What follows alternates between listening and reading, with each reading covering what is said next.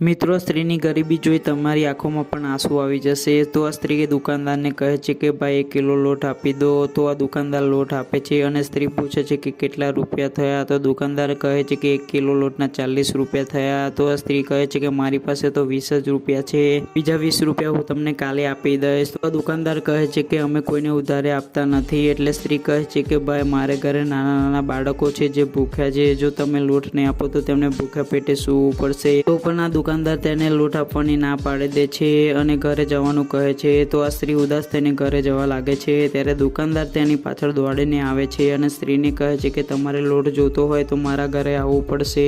તેથી આ સ્ત્રી કહે છે કે ચાલો હું તમારા ઘરે આવું છું. પછી આગળ આ સ્ત્રી સાથે જે થાય છે તે જોતા પહેલા મિત્રો, તમે પણ તમારી ફેમિલીને દિલથી ચાહો છો તો આ વિડીયોને લાઈક કરી ચેનલને પણ સબસ્ક્રાઈબ કરી દો.